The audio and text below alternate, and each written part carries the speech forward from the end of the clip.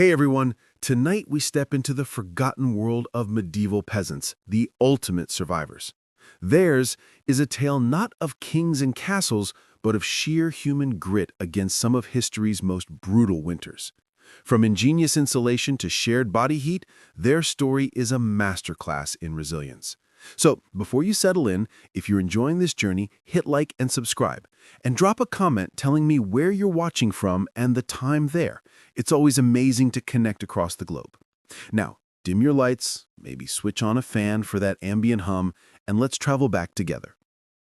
When you picture medieval life, you might think of grand tournaments and royal feasts.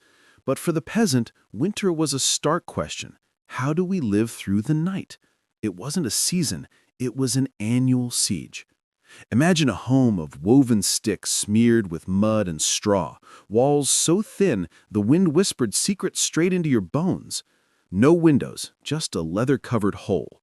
No heat, save a feeble fire. Inside was merely a courtesy, a few degrees less bitter than the frozen world outside. At night, darkness was absolute. The hearth coughed smoke and a faint glow, barely warming those huddled closest. If you were across the room, you might as well have been outdoors. Clothing was no savior, no furs or finery here, just rough wool tunics, a cloak smelling of earth and livestock, layered into a scratchy human onion. Beds were sacks of straw, often hosting more fleas than dreams. The cold wasn't discomfort, it was a silent predator. Frostbite, hypothermia, death, these were nightly risks. Waking up was a quiet victory, celebrated with a breakfast of hard, cold turnip. Survival wasn't about comfort, it was a clenched-teeth, full-body battle against the freeze. If your home feels drafty, a medieval peasant would chuckle. Their houses were less shelters and more collaborations with the wind. Wattle and daub construction meant sticks plastered with mud, straw, and yes, dung. It was cheap, sticky, and readily available. These walls were enthusiastic sieves. Winter gusts found every gap, swirling inside with cruel delight. Roofs of thatch sagged and leaked, occasionally gifting a damp squirrel onto your lap. Floors were packed earth. In heavy rain, mud seeped upward, an involuntary indoor pond frozen solid in winter. Cold attacked from below, from the sides, from above. Yet, peasants fought back. Moss stuffed in cracks, rags jammed in gaps, and a stubborn reliance on each other. Their ingenuity, and a bit of sheep grease, stood between them and becoming permanent ice statues. Beneath the freezing air lurked another foe, the ground itself. Floors were simply the earth, sometimes strewn with straw or rushes. This flooring flattened, grew moldy, and hosted its own ecosystem of bugs and decay. The cold seeped up relentlessly, a deep chill that crept into bones. Drop something at night? Consider it part of the permafrost. Beds were wooden frames filled with more straw, shifting, poking, and doing little to stop the radiant cold from below. A good night's sleep meant waking up with all your toes attached. You didn't conquer the frozen earth, you negotiated an uneasy truce with it one restless night at a time. In this fight, the hearth was the lone hero.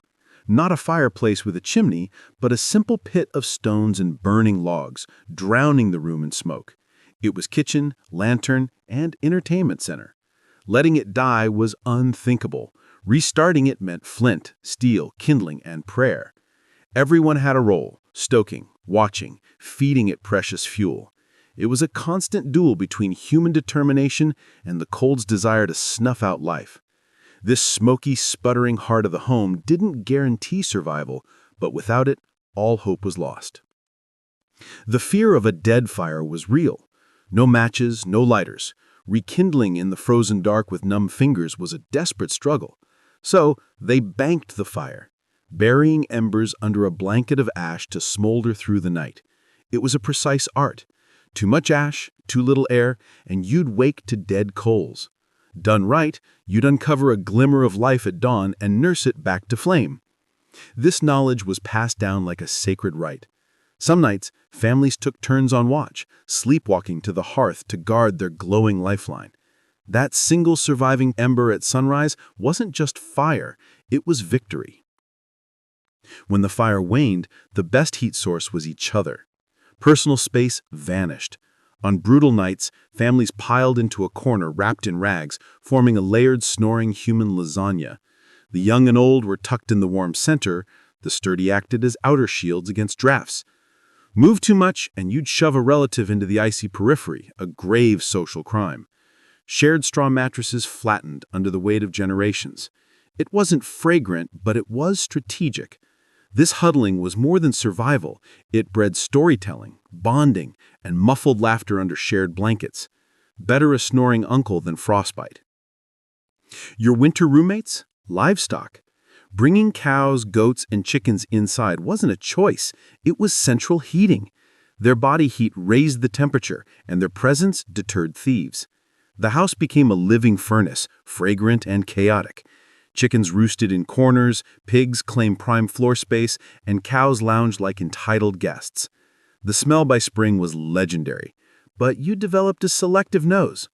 The math was simple. More animals meant fewer frozen limbs. Sure, a midnight chicken might mistake your hair for a nest, and stepping barefoot had its hazards, but a warm, slobbery cow's breath was often the difference between life and death. Medieval winter fashion had one goal: don't die. It was layering as combat armor. A scratchy linen tunic, a wool tunic over that, then another, leggings, a cloak, and if lucky, a patched sheepskin. You were warmer, yes, but also 90% itchier. Feet were wrapped in rags and stuffed into clogs. Washing clothes in winter meant breaking ice at a stream and waiting days for a frozen shirt to dry. So they rarely did. That grimy buildup? It was feature, not bug. Grease and dirt clogged fabric gaps, creating a crude windproof barrier. Hats and gloves were life-saving treasures. Children were swaddled into waddling turnips. Style was irrelevant. Warmth was the ultimate flex. Dirt, therefore, was tactical. Clean clothes were cold clothes. Layers of grime, oil, and mud created a natural insulation, plugging the weave against wind. Some believed washing in winter could make you sick, better to keep the holy filth barrier intact. You became a walking archive of the past season's struggles. To an outsider, it looked like surrender to squalor. To the peasant, it was a savvy, if pungent, survival strategy. In a world where everyone smelled of smoke, sweat, and earth, nose blindness was a way of life. Filth was function. Forget plush mattresses. A peasant bed was a wooden frame, or just the floor, piled with a sack of straw or hay. It was crunchy, lumpy, and home to fleas. It flattened quickly, grew moldy, and was changed rarely. Rushes strewn on the floor, sometimes with herbs, offered a temporary fresh scent before merging with the general mud and mess. Yet this humble bedding was vital. It insulated against the frozen ground, and when shared, trapped precious body heat. It was medieval central heating, scratchy and alive with bugs, but it kept generations alive. A home of sticks and mud was a warren for drafts. Peasants became master patchworkers. They stuffed cracks with moss, rags, dry grass, animal hair, anything soft. Some reapplied mud and dung plaster before winter. Leaky thatch was plugged with turf, cloth, or reeds. Doors and window holes were covered with animal hides or grease-soaked cloth, blocking wind and adding a unique aroma. Every night was a game of whack-a-mole with the cold. Seal one gap, and the wind found another. Yet through stubborn ingenuity, they fought the freeze one muddy handful at a time. When the cold was fiercest, they employed a final strategy: shift sleeping. Not everyone slept at once. Half the household stayed awake, tending the fire, patching drafts, and guarding the embers. The other half grabbed fitful rest. Then they'd swap. There was no luxury in this, just stiff limbs, exhaustion, and resentment for the loudest snorer.